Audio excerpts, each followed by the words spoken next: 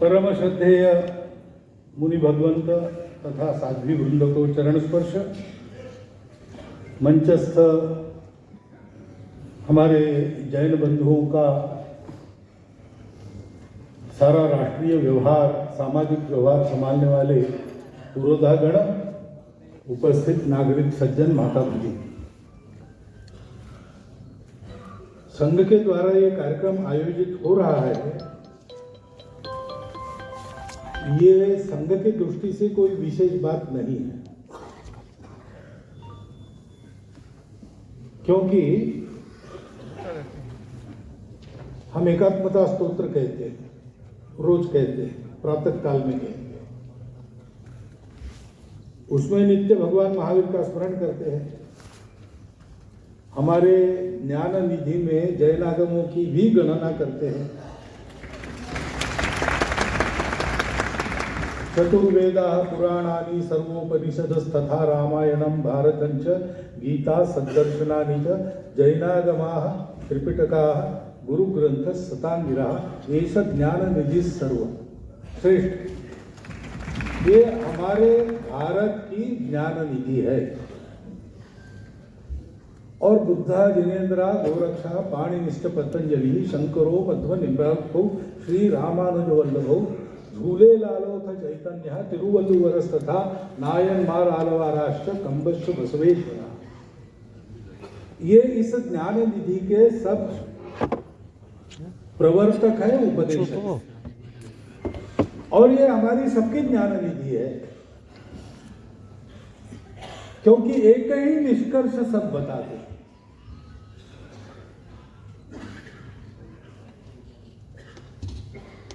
जब ज्ञान की खोज चली, दुनिया में भी चली, हमारे यहां भी चली, तो दो प्रवृत्तियां चली। हमारी परंपरा की भाषा में एक श्रमण धारा है और दूसरी वैदिक या ब्राह्मण धारा कहते हैं। अंतर क्या था? खोज तो एक ही बात की करनी थी कि शाश्वत सुख कैसे मिलेगा, लेकिन निकले दो अलग दिशाओं में। सब में नहीं है, नहीं है, नहीं है, नहीं है, ऐसा करते हुए जहां है वहां पहुंच जाएंगे। जिसमें नहीं है उसको छोड़ते चले जाएंगे, तो जिसमें है वो स्वतः सामने आ जाएगा। ये निवृत्ति पर धारा है। और जो कुछ सब है, उसमें भी है, उसमें भी है, उसमें भी है, उसमें भी है, ऐसे करेंगे तो उसमें जो असार है वो निकल जाएगा और जो है वो सामने आ जाएगा। ये दो दिशाएं खोज की थी। खोज का विषय एक ही था, शाश्वत सुख देने वाला सत्य सबको चाहिए। दुनिया में भी ऐसे ही दो जगह, दो दिशाओं में लोग चले, लेकिन दुनिया और भारत में अंतर रहा कि बाहर की खोज करके दुनिया रुक गई और हमने बाहर की खोज होने के बाद अंदर खोजना प्रारंभ किया और उस सत्य तक पहुंच गए।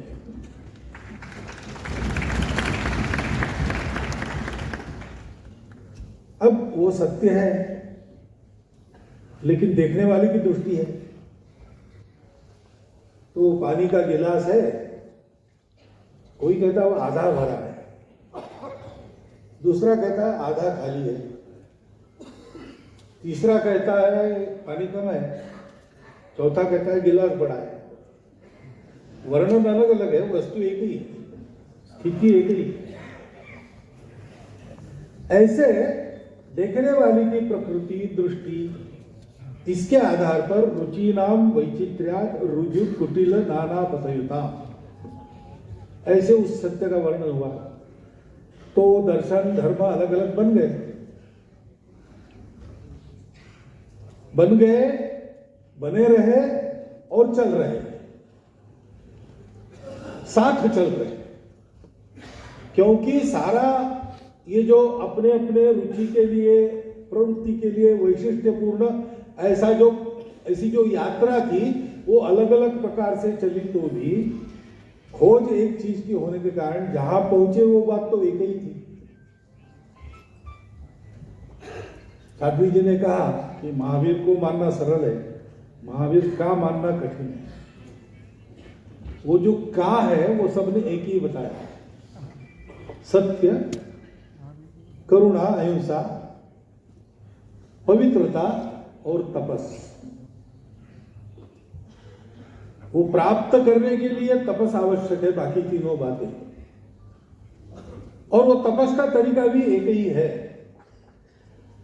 कि बाहर की चीजों से मुक्त होकर अंदर के सत्य को प्राप्त करो। बाकी दुनिया ने सोचा कि सुख बाहर है, और बाहर की सुख दुनिया में देखा उन्होंने कि वो सुख टिकता नहीं है, वो बार बार प्राप्त करना पड़ता है। इसलिए उनका ध्येय बना कि ज्यादा से ज्यादा लंबा जियो और ज्यादा से ज्यादा भोग करो, और भोग की वस्तुएं कम है, भोग करने वाले बहुत ज्यादा है, तो स्पर्धा होगी। स्पर्धा जीतने के लिए बलवान बनो, बलवान होकर विजय प्राप्त करो। बाकी लोग आपकी दया पर रहे, आपको जो चाहिए, जैसा चाहिए, जब चाहिए तब लाके दे, तब उनको रखो, नहीं तो आप चाहे जो उनका कर सकते हो। ये जीवन का सत्य है। बाहर की दुनिया में जाएंगे तो यही सत्य प्रतीत होता है, जंगल का न्याय ही चलता है ऐसा लगता है। लेकिन वहां अंदर की खोज करने के लिए वो भी जो खोजना था वो अलग था, उनको भौतिक सुख चाहिए था, इसलिए वो मोक्ष तक तो पहुंच गए। मोक्ष मिला नहीं, लेकिन उपासनाएं तो निकली। सृष्टि को चलाने वाला कोई है या नहीं है, इसको लेकर अलग अलग, लेकिन कुछ है। लेकिन वो किस लिए है, किस लिए चाहिए? ताकि भरपूर खा सकूं, भरपूर उपभोग कर सकूं। अब ये बाहर की जड़ दृष्टि है, वो सबको अलग अलग बताती और जोड़ती किसी को नहीं, क्योंकि उसमें समन्वय नहीं है, उसमें स्ट्रगल है, संघर्ष है, स्पर्धा है। हमारे यहां लोगों ने बाहर का नहीं मिला, बाहर टिकने वाली बात मिली नहीं तो छोड़ा नहीं, उन्होंने अंदर खोजा और उनको जोड़ने वाला तत्व मिल गया। और इसलिए जब हम सत्य कहते हैं तो सत्य हम यही कहते हैं कि सब अपने हैं। महावीर स्वामी जी का उपदेश अभी जो आचार्यों ने बताया वही सारा है, उस पर मैं अधिक बोलूं इसकी आवश्यकता नहीं। सभी अपने हैं, सुख जड़ पदार्थों में नहीं है। तुमको अकेले को, एक व्यक्ति को जीना नहीं है, व्यक्तिवाद को छोड़ो, सबके साथ मिलजुल कर रहो, अहिंसा से चलो, संयम करो, अपरिग्रह करो, चोरी मत करो, दूसरे के धन की इच्छा मत रखो। ये सारी बातें जीने का तरीका जो बताया गया वो सबने समान बताया। और आज हम देखते हैं वो तो शाश्वत है, जैसा कहा गया। सारे विश्व की समस्याएं उसकी अनदेखी से निकली है। विश्व में कलह है, विश्व में दुख है। क्यों है? इसीलिए है कि पहले तो मिलजुल कर चलने की प्रवृत्ति नहीं, हम ही सही, बाकी सब गलत। तो बाकी सब अगर गलत है तो उनके लिए यही बताया जाता है कि तुम सुधर जाओ, नहीं तो हम छोड़ देंगे, या नहीं तो हम तुम्हारा कान पकड़कर अच्छे रास्ते पर लाएंगे, नहीं मानोगे तो हम मारेंगे, फिर भी नहीं मानोगे तो मार ही देंगे। और इसलिए सत्य को जानने के नाम पर कितने रक्तपात दुनिया में हुए और आज भी चलते हैं। वही बात सब लोग एक ही कर रहे हैं, लेकिन हर एक का स्थान अलग अलग है तो उसको अलग अलग दिखता है। सापेक्ष सब विचार करते हैं। मेरे सामने कोई बैठा है, ये तब तक है जब तक मेरा मुंह उनके सामने है। मैंने अगर मुंह फेर लिया तो वो सब मेरे पीछे हो जाएंगे। जगह किसी की नहीं बदलेगी, मेरी भी नहीं बदलेगी, उनकी भी नहीं बदलेगी। लेकिन मेरी जो अभी की स्थिति है उसके आधार पर मैं बोल रहा हूं, आप मेरे सामने बैठे। कोई मेरे साथ खड़ा है और पीछे देख रहा है, वो कहेगा कि सामने कहाँ है, वो तो पीछे है, इसको लेकर झगड़ा करेंगे, इसको लेकर झगड़ा करेंगे तो कल ही होगा, युद्ध ही होगा, और क्या नहीं, और क्या होगा। और इसलिए अहिंसा की बात जो महावीर ने कही और उसका पराकोटि का एक आदर्श खड़ा किया, अभी जीवन बताया, उन्होंने सब सहन किया, कभी सामना किया नहीं, अपूर्व सहन शक्ति का परिचय दिया। सहन नहीं करना यानी कायर नहीं बनना, सहन नहीं करना यानी भाग नहीं जाना, सामना करना यानी प्रतिकार नहीं किया, लेकिन खड़े रहे, भागे नहीं। ये कौन कर सकता है? जो परम शक्तिशाली है वही अहिंसक बन सकता है। और इसलिए महावीर जी तो महावीर थे, चाहते तो सब कर सकते थे, लेकिन सद्भावना सबके बारे में है, सब अपने हैं, और किसी को धक्का नहीं पहुंचाना है, तो मन वचन कर्म से पूर्ण अहिंसक हो रहे। उस अहिंसा की योग्यता भी प्राप्त करनी पड़ती है, ऐसी शक्ति, ऐसा संयम पहले धारण करना पड़ता है। आप देखिए, अभी की दुनिया को देखिए और अभी लड़ने वाले लोगों को देखिए, देश में या बाहर,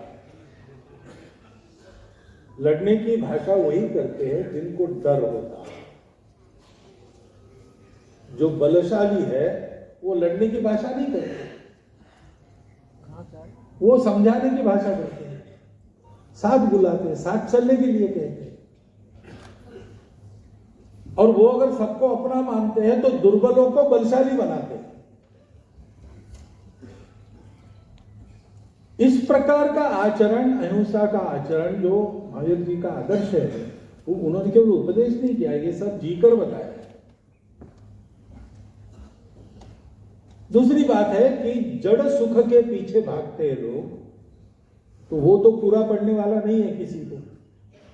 महात्मा गांधी कहते थे कि there is enough in universe for everyone's need, but universe cannot satisfy anyone's greed. आवश्यकता सबकी पूरी होती है, इतना सृष्टि में है, लेकिन लालच है तो एक के लालच को भी सृष्टि पूरी नहीं पड़ती। जड़ सुख के पीछे भागने वाले लालची हो जाते, क्योंकि और जड़ सुख तो अभी है, एक मिनट के बाद चला जाएगा। अभी आप जी भर के रसगुल्ले खा लो, इसका मतलब ये नहीं कि कल आपको जरूरत नहीं पड़ी। रसगुल्ला अच्छा लगता है, 50-60 खा लिए, दिन भर भोजन नहीं किया, कल सुबह उठ के कल का है क्या रसगुल्ला कहीं रखा, ऐसा पूछते हैं, कल तो खाया, कल खाया लेकिन आज फिर से चाहिए, तो लालच बढ़ाता है, वो पूरा पड़ता नहीं। उसके चलते लोग चाहे जो करते, वही अगर सर्वोच्च माना जाए तो बाकी सब गुण हो जाते।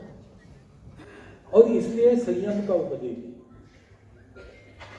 महाशमन जी को एक बार सुन रहा था, उन्होंने एक वाक्य कहा था कि अहिंसा और संयम ये भगवान महावीर के सीख के दो बहुत महत्वपूर्ण हिस्से। चली जाती हो। श्रमण परंपरा में महावीर जी ने ये जो तत्व दिए हैं, अनेकांतवाद को, स्यादवाद को, ये हमको एक दूसरे के साथ मिलजुल कर रहना सिखाते, आगे बढ़ना सिखाते, सबको अपना बनाना सिखाते, और अपने ऊपर संयम रखते हुए जड़ पदार्थों के परे जाकर वास्तविक जो शाश्वत सुख है उसका निधान जहां है वहां पहुंचा। वो क्या है, कैसे है, इसके वर्णन के बारे में अलग अलग सब हो सकता है, लेकिन वो जो कुछ है वो एक ही। ऐसा उनका संदेश है, जीवन संदेश है। और हम अपने भारत की परंपरा का विचार करते हैं तो यही हमारे सारे तत्वज्ञान, सारे तत्वदर्शी, सारे धर्म, पंथ, संप्रदाय सब यही कहते हैं। दर्शन अलग अलग है, लेकिन प्रस्थान बिंदु एक है और व्यवहार एक है। और इसलिए हम कहते हैं कि विविधता में एकता हमारे देश में है। कभी कभी मैं कहता हूं कि विविधता में एकता क्या, एकता की ही विविधता हमारे देश में जान में है। हम सब एक है और हम एक है तो हम बड़े प्रतापी बन जाएंगे, सारी दुनिया को जीतेंगे, ऐसा नहीं है। हम सब एक होने से प्रतापी बन जाएंगे, शक्ति संपन्न बन जाएंगे। हमको दुनिया को जीतना नहीं है, हमको सारी दुनिया को जोड़ना है। क्योंकि हम मानने वाले और न मानने वाले ऐसा भेद न मानने वाले, मानने वाले और न मानने वाले इनका भेद करने वाले सारे उच्च तत्व कहते, लेकिन वो केवल मानने वालों को लिए हो, न मानने वालों के लिए नहीं हो। शुद्ध जड़वादी विचारधारा भी बात करती है न्याय की, सत्य की, अहिंसा की, लेकिन वो कहते हैं कि जो हमारा विचार मानते हैं उनके लिए ये है, बाकी लोगों के लिए क्या है, बाकी लोग नष्ट हो जाए, नहीं हुए तो हम करें। उसी के पास तो जा रहा है। हम संपूर्ण विश्व को एक जीव के रूप में देखते हैं और इसलिए उसमें किसी प्रकार का विभाजन नहीं। जो मानने वाले हैं वो हमारे है ही, जो न मानने वाले हैं वो भी हमारे हैं, उनको भी जोड़ना है। और इसलिए हम बनेंगे तो हम और लोगों को बनाने के लिए उसका उपयोग करेंगे, उनको बांधने के लिए उसका उपयोग करेंगे। एक ऐसा उच्च जीवन दर्शन हमारे यहाँ मिला है और हमको एक कर्तव्य है कि सारी दुनिया को ये रास्ता बताना, और उसका समय आ गया है। क्योंकि 2000 वर्षों में अनेक प्रकार के प्रयोग करके और विश्व अब ठोकरे खा रहा है, लड़खड़ा रहा है और भारत की ओर आशा से देख रहा है। भारत से उपाय मिलेगा ऐसा विश्व क्यों सोचता है? क्योंकि विश्व को पता है कि ऐसे दर्शनों के आधार पर, ऐसे शाश्वत तत्वों के आधार पर और ऐसे व्यवहारों के आधार पर एक समय बीत गया, हजारों वर्षों तक हमने दुनिया को सुखी, सुंदर, शांतिपूर्ण और एक बनाए रखा। लोग क्रांति की भाषा कहते हैं, हमने विश्व के जीवन में उत्क्रांति और संक्रांति लाई। ऐसे हम लोग वो कर्तव्य करने का समय उपस्थित हुआ है और इसलिए भगवान महावीर को, उनके उपदेश को, उनकी तपस्या को, उनके आचरण को याद भी करना पड़ेगा और उसको अपने जीवन में भी उतारना पड़ेगा। जब हमारे जैन बंधुओं ने तय किया कि 2550वां वर्ष मनाएंगे, तभी हमारे सरकारवाह जी ने एक निवेदन दे दिया प्रेस को, महावीर जी के बारे में अच्छी जानकारी वगैरह सारा देकर कि उनका ये 2550वां वर्ष है और उसको मनाने में संघ सहयोगी सहभागी है। और 70,000 शाखा की बात हमारे मुनि जी ने कही तो हमारी शाखाओं में उस बैठक के बाद ये शाखाशाह कार्यक्रम शुरू हो गए। इस बार के हमारे बौद्धिक पाठ्यक्रम में महावीर जी की कहानी और महावीर जी के तत्वज्ञान का सबको समझ में आया, ऐसी सरल भाषा में छोटा सा परिचय ये समाविष्ट हो गया है। और उसकी पूछताछ भी होगी कि कितना किया जो तय हुआ था, क्योंकि पूरा समाज अपना है, ये सारा अपना निधि है, तो इसको तो मनाना ही है। इसमें विशेष बात क्या है? ये न मनाते तो विशेष, ऐसे कैसे होगा? ये पूरा ज्ञान निधि अपना है, ये पूरे प्रवर्तक आचार्य हमारे आचार्य, उन्होंने हमको जीवन की सत्य राह का दर्शन समय समय पर देश काल परिस्थिति सुसंगत भाषा में कराया है। हमारा समाज भी अलग अलग रुचियां लगता है, उसके अनुसार एक एक रास्ते को पकड़ता है, उस पर निष्ठा से चलता है। उसको भी समझना चाहिए कि रास्ते अलग है, लेकिन जाना एक ही जगह सबको है, निकले एक ही जगह से है। जितनी मेरी शक्ति है वैसा रास्ता मैंने लिया है, लेकिन इसका मतलब ये नहीं कि दूसरा रास्ता गलत है, वो भी उतना ही समर्थ है। और इसलिए साध्वी जी ने जो कहा कि चाहे धर्म हमारे अलग हो, राष्ट्र के नाते हम एक हैं। हमारे समाज में अनेक वर्ग है जिनको हम समाज के जैन समाज कहते हैं, सिख समाज कहते हैं, भले ही हम कहें, लेकिन इस देश के लोगों के नाते हम सब एक हैं और एक रहकर हमको देश को बनाना है।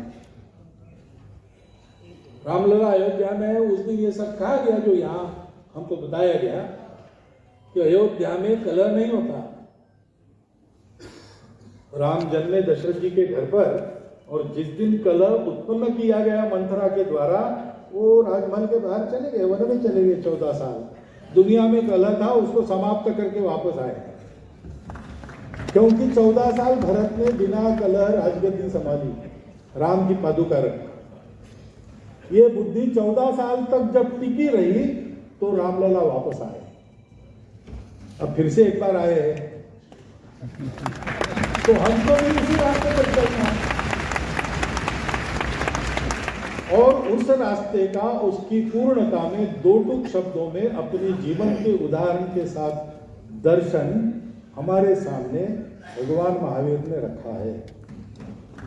उसको याद करना, उसको समझना और एक एक छोटी छोटी चीज अपने जीवन में उतारना। एकदम तो हम बढ़ नहीं सकेंगे, एकदम भगवान महावीर बनना किसी के बस की बात नहीं, लेकिन उन्होंने भी कितने वर्ष तपस्या की। हम एक एक कदम बढ़ा सकते हैं। हम कहेंगे बहुत दूर है, वहां कैसे जाएंगे, तो जहां है वहीं रहेंगे। कैसे जाएंगे सोचने के बजाय चलना प्रारंभ करेंगे तो कैसे जाना भी पता चलेगा और एक दिन पहुंच भी जाएंगे। योजना नाम सहस्त्रम तु शनैर गच्छेद पिपीलिका। चींटी चलती है अपने छोटे छोटे कदमों में और सहस्त्रों योजन चली जाती है, गांव के गांव बदल देती है। अगच्छन वैनतयोपि पदम एकम न गच्छति। और गरुड़ है, महाशक्तिशाली है, पंखों में ताकत है सारे आसमान को आलोड़न करने की, परंतु उड़ता ही नहीं, तो जाएगा ही नहीं। तो हम गरुड़ हो या चींटी हो, कदम बढ़ाने का महत्व है। और इसलिए इस वर्ष में हम संकल्प ले कि अगले वर्ष 2551वां कल्याणक जब आएगा, तब तक हम अपने जीवन में अहिंसा, अस्तेय, अपरिग्रह, संयम, एकांत, अनेकांतवाद, स्यादवाद, इन सारे मामलों का विचार करके कौन सी दो नई अच्छी बातें जोड़ेंगे, कौन सी दो पुरानी बुरी बातें छोड़ेंगे। ऐसा अगर स्वयं का निरीक्षण करके छोटे छोटे परिवर्तन हम प्रतिवर्ष करते चले जाते हैं तो कर्म तो हमारे हाथ में। हमारे सभी धर्मों में और एक समानता का वैशिष्ट्य है, सब लोग कर्म करने की मनुष्य की स्वतंत्रता और कर्म करने के बाद उसके फल को स्वीकार करने की, उसके फल यानी उसके बख्शीश नहीं, उसके जो परिणाम होंगे उसकी जिम्मेवारी उसको स्वीकार करनी ही पड़ती हो और उसको परिणाम भोगने पड़ते हैं। इस पर सब लोग विश्वास करते हैं और इसलिए हम ऐसा कर्म करें जिस कर्म से हमारा भविष्य काल ठीक हो जाए, चाहे वो अगला वर्ष हो या अगला जन्म हो। क्योंकि हम सब ये मानते हैं कि मनुष्य की प्रगति थमती नहीं है, वो सदैव चलती है। जन्म जन्मांतर की यात्रा में वो उसको पूर्ण कर लेता है और एक दिन अंदर के इस सुख को पाकर एक छोटा महावीर वो भी बन जाता है। ये यात्रा हम प्रारंभ करें, इस यात्रा का संकल्प हम सब ले, उस यात्रा में बढ़ने वाले सभी को आपके प्रगति की अनेकों शुभकामनाएं उस यात्रा में, और हमारे मुनि आचार्य संतों का ऐसा ही मार्गदर्शन हमें नित्य प्राप्त होता रहे, यह उनके चरणों में प्रार्थना और आपके लिए भी ये शुभकामना। बहुत बहुत धन्यवाद।